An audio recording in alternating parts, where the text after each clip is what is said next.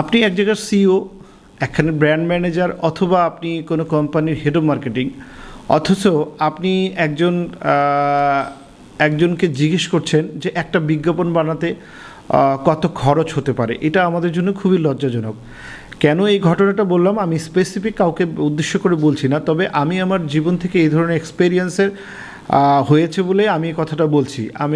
আমার লাইফে আমি যদি প্রথম কেরিয়ার শুরু করি অ্যাডভার্টাইজিং ফার্ম থেকে, তখন আমার এরকম সম্মুখীন হয়েছে যে এসিআইয়ের মতো কোম্পানি কিংবা ট্রান্সকমের মতো বড় কোম্পানিতে গিয়ে আমি দেখছি যে আপনার ব্র্যান্ড ম্যানেজার কিংবা জিএম লেভেলের কেউ জিজ্ঞেস করছে, ভাই একটা বিজ্ঞাপন বানাতে কত খরচ হয়। তো এটা আসলে বলবো যে এটা আমাদের জন্য অনেকটা লজ্জাজনক। আমি আজকে সংক্ষিপ্ত আকারে বলার চেষ্টা করছি একটা বিজ্ঞাপনের বাজেট কিভাবে নির্ধারণ হয়। আমি ডিজিটাল বলবো ভিজুয়াল বিজ্ঞাপন, যেটাকে আমরা অ্যাডভার্টাইজিং বলি, ভিডিওগ্রাফি, সেই অ্যাডভার্টাইজিংয়ের বাজেটটাই আমি বলার চেষ্টা করব। দেখেন, একটা ভিডিওগ্রাফি বা একটা টিভি এর বিজ্ঞাপনের জন্য সর্বপ্রথম যে জিনিসটা নির্ধারণ করা হয় সেটা হচ্ছে একটা গল্প নির্ধারণ করা হয়।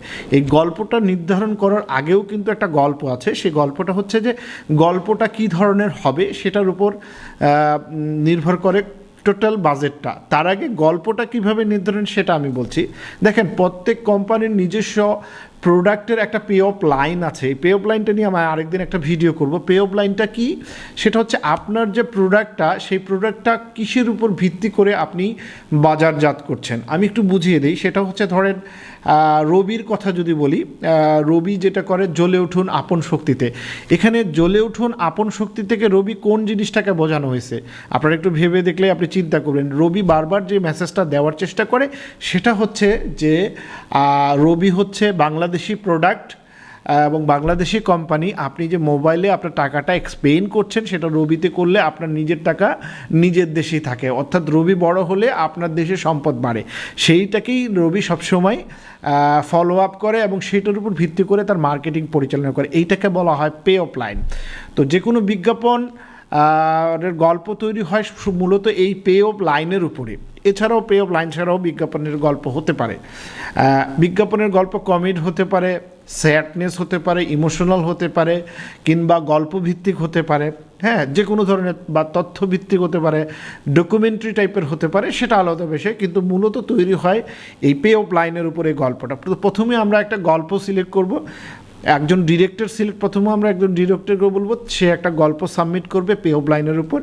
এই গল্পটা নির্ধারণ করব যে গল্পটা যখন সিলেক্ট হয়ে যায় তখন আমরা চিন্তা করব গল্পটা আমরা আউটডোর শুটিং করব নাকি ইনডোর শুটিং করব। কারণ আউটডোর এবং ইনডোর এই দুটার জন্য নির্ভর করে গল্পটার বাজেট।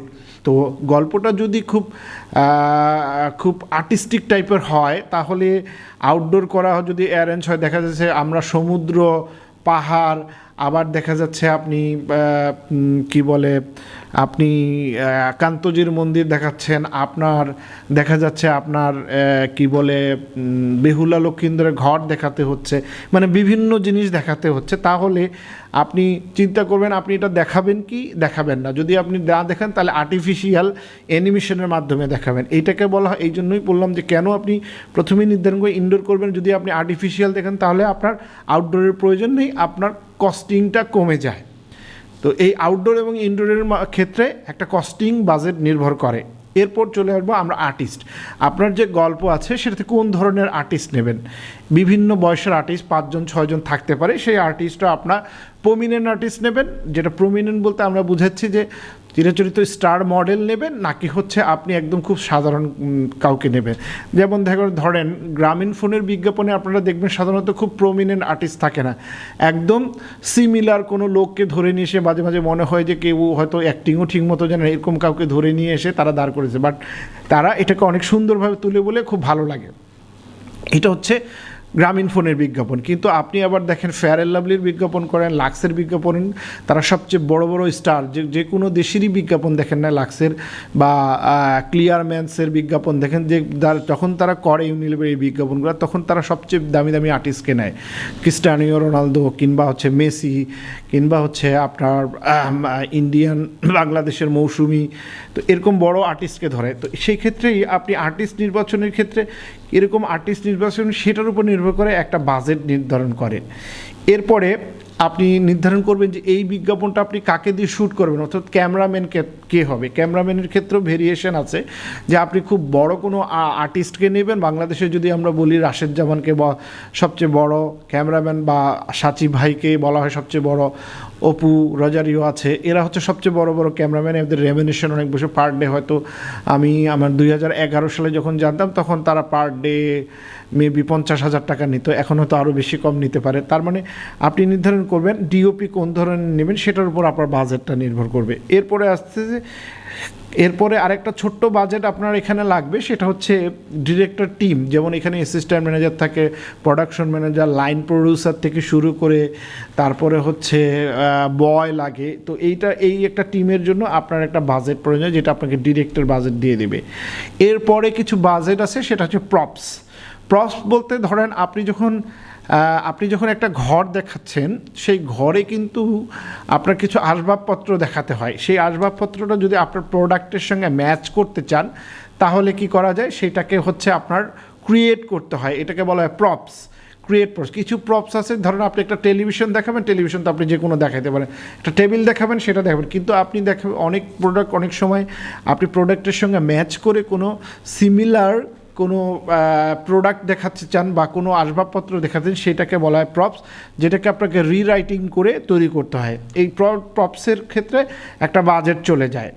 এরপরে আসে সেট ডিজাইন বলতে আপনার যে এই সেট ডিজাইনের একজন ব্যক্তি থাকে। এই ধরেন আপনি যখন বিজ্ঞাপনটা মেক করছেন, এই বিজ্ঞাপনটা আসলে ওই সারা রুমে কোন সময় কোন জিনিসটা দেখানো হবে, কোন ধরনের পণ্য থাকবে, সেটা কালার কি হতে পারে, আপনার ঘরের রুমের পর্দার কালার কি হতে পারে, রুমের কালার কি হতে পারে, এই সিমিলার বিষয়টাকে সেট আপ করাকেই বলা হয় সেট ডিজাইনারের কাজ। এরপর আছে ড্রেস ডিজাইন।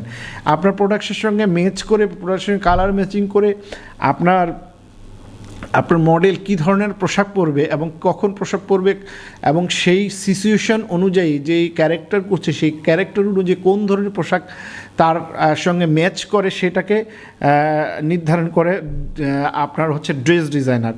সেই ক্ষেত্রে ড্রেস ডিজাইনার একটা বাজেট থাকে। এরপরে আছে এডিটিং। এরপর আপনি শেষ করলেন, আপনার ভিডিওগ্রাফি শেষ করলেন, শেষ করার পর এটাকে এডিট প্যানেল যাবে। এডিট প্যানেলের ক্ষেত্রেও অনেক বড় বড় এডিটর আছে, ছোট এডিটর আছে। সেটার ক্ষেত্রে আপনি নির্ধারণ করবেন কোন জায়গায় আপনি এডিট করবেন। এডিটের ক্ষেত্রে বাজেটটা ওভাবে নির্ভর করে। এরপর ভয়েস আর্টিস্ট, দেখবেন বিজ্ঞাপনের ক্ষেত্রে একজন ব্যাকগ্রাউন্ড আর্টিস্ট ভয়েস দেয়। একটা গল্প হয়তো কোথাও থাকে, শেষে গিয়ে হয়তো বলে যে জ্বলে উঠুন আপন শক্তিতে রবি।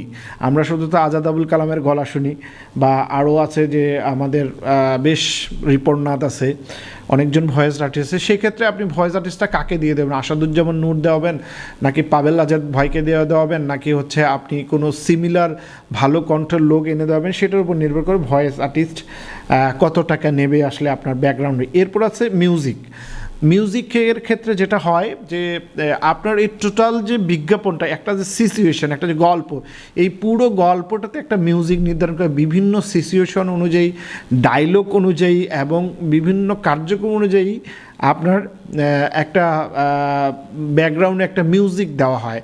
সেই মিউজিকটা একটা মিউজিক ডিরেক্টর নির্ধারণ করে। এই মিউজিক ডিরেক্টর কত বড় নেবেন সেটার উপর নির্ভর করে যে আপনি কতটুকু বাজেট। এরপরে যেটা আছে সেটা হচ্ছে হামিং বা জিঙ্গেল। আমরা অনেক বিজ্ঞাপনে দেখি যে অনেক ধরনের হামিং থাকে বা জিঙ্গেল থাকে, বা বিভিন্ন দেখবেন বিভিন্ন ধরনের শূন্য থাকে, অথবা কোনো গান থাকে যে তোমার জন্য মরতে পারি ও সুন্দরী তুমি, এই যে গান থাকে, যে করাস গায়, এটাকে আমরা জিঙ্গেল বলি। এই জিঙ্গেল আপনি আপনার বিজ্ঞাপনে ব্যবহার করবেন কিনা বা আপনার গল্প ডিমান্ড করছে কিনা, সেটার উপর নির্ভর করে এই জিঙ্গেলটা। আবার এই জিঙ্গেলে একজন লিখে, একজন সুর করে, একজন গায়। তো সেক্ষেত্রে এইখানেও একটা বড় ধরনের বাজেট নির্ভর করে যে আপনি কার কাছ থেকে করবেন। আমি মোটামুটি খুব সিম্পলি একটা বিজ্ঞাপনের বাজেট কিভাবে নির্ধারণ হয় সেটা দেওয়ার চেষ্টা করলাম। আশা করি আপনারা বিষয়গুলো বুঝবেন এবং নেক্সট টাইম থেকে আপনি আপনার বিজ্ঞাপনের বাজেট আপনি নিজে নির্ধারণ করতে পারবেন। আপনাকে কারো কাছে জিজ্ঞেস করতে হবে না যে ভাই একটা বিজ্ঞাপন বানাতে খরচ কত হয়। সবাই ভালো থাকবেন। আসসালামু আলাইকুম।